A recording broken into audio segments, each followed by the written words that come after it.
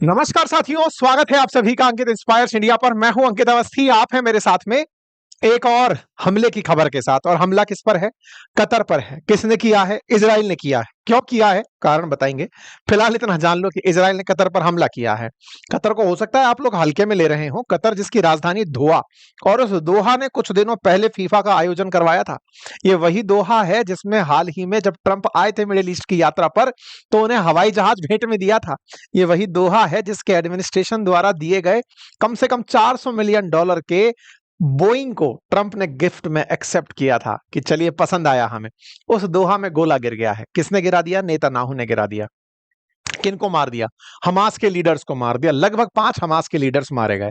इनसे पूछा गया कि भाई साहब ये क्या है? मतलब आपको समय समय पर हफ्ता पहुंचाया तो जा रहा था, अचानक क्या हुआ कि आप हम पर ही गोला मरवा दिए हैं? मतलब ये तो वो वाली बात हुई ना कि यार कतर तो आपका मित्र है, आपको अभी हवाई जहाज दिया है कि आप अब उसके साथ अच्छे से रहिए। मतलब कतर को अब ये सौभाग्य प्राप्त हुआ है कि कुछ दिनों पहले उसको ईरान ने ठोका था, अब इसराइल ने ठोक रहा है। मतलब एक देश दोनों तरफ से पिट रहा है। ये कैसे हो सकता है? मतलब बिचौलिया पिटता है, ये पहली बार नहीं है, पहले भी होता आया है, हमने सुना है, लेकिन देशों के मामले में ऐसा हो रहा है, ये देखने योग्य है। इन भाई साहब से जब पूछा गया तो ये कहते हैं कि मैं बड़ा थ्रिल्ड हूं सिचुएशन को, मतलब नॉट थ्रिल्ड, मुझे अच्छा नहीं लग रहा, आई एम नॉट हैप्पी जो हो रहा है। इनसे पूछा गया, सर आप टिपिकल वो लुटेरे हो जिसे एक बार पता चल जाए कि इस घर में माल रखा है, तो आप बार बार पहले प्यार से माल वसूलते हो, फिर डरा के माल वसूलते हो। आज इनका भी हम विश्लेषण करने वाले हैं। ट्रंप की दोस्ती किस तरह पड़ी भारी कतर के ऊपर, इसका पूरा विश्लेषण होगा। एक और मैं यहां पर आपको जानकारी साथ में दे देता हूं ताकि आप इस पूरे घटनाक्रम को बेहतर तरीके से समझ पाएं। स्थिति यह है कि कतर ईरान और इजराइल इन दोनों के बीच मध्यस्थता कराने वाले देशों में रहा है। हमास और गाजा और इजराइल इनके बीच मध्यस्थता कराने वालों में रहा है।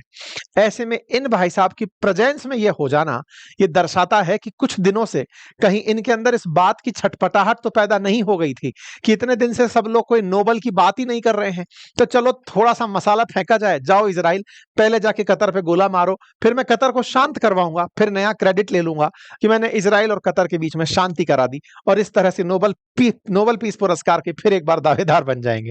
इन सारी बातों का आज विस्तार पूर्वक विश्लेषण होगा, क्योंकि फिलहाल ये इस बात से तो संतुष्ट हैं कि ये मेरा डिसीजन तो नहीं था गोला चलवाने का, इजराइल चला दिया, अब चला दिया तो मैं खुश नहीं हूं, ये कहने वाले डोनाल्ड ट्रंप।